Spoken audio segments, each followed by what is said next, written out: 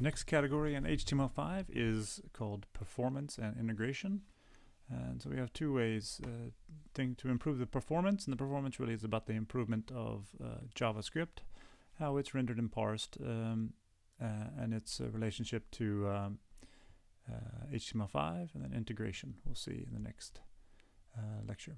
In this one you can see the code in front of you. I have an index file doing a variety of things, and I have three different JavaScripts: fib.js, loop.js, and sayhello.js.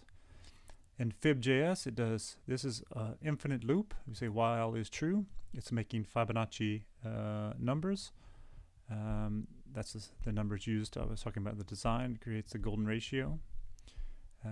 It's just calculating Fibonacci numbers and going forward. And a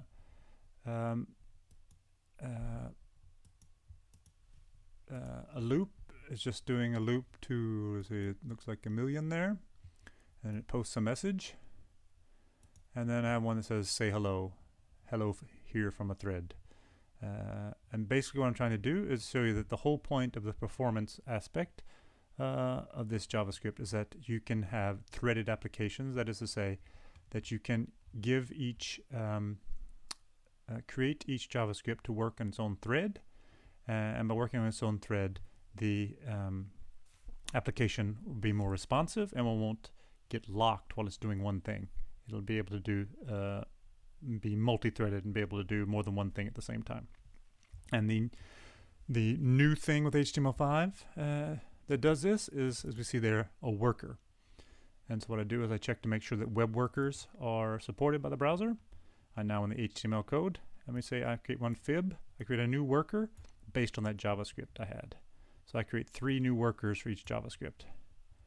And then I basically just present what these different JavaScripts are doing, and then I show that the page is actually still interactive and doesn't get locked. And you see the little hourglass symbol start to think, so that the web page is stuck in thinking.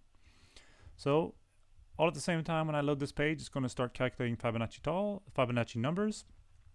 And then I'm even showing that there's another thing in JavaScript, in HTML5 rather, that supports dragging and dropping.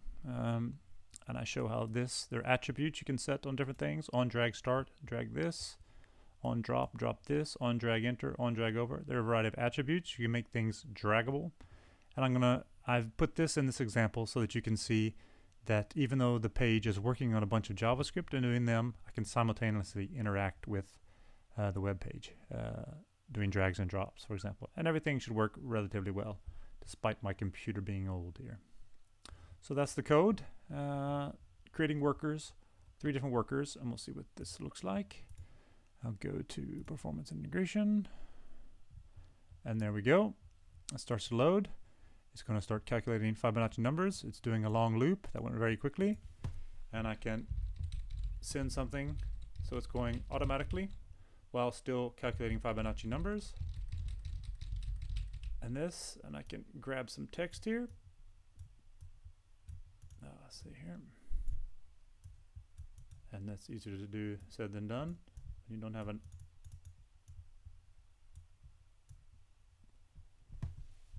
proper mouse. And drag it and drop it into, there we go, into the box. And everything's still calculating Fibonacci numbers. Oh, I didn't print the last loop. There we got 41, and what number it was.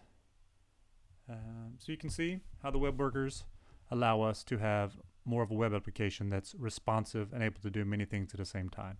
And this is something that is very necessary if you were going to, example, have games where different players or different enemies or different aspects of the graphical interface are moving and doing things at their own pace.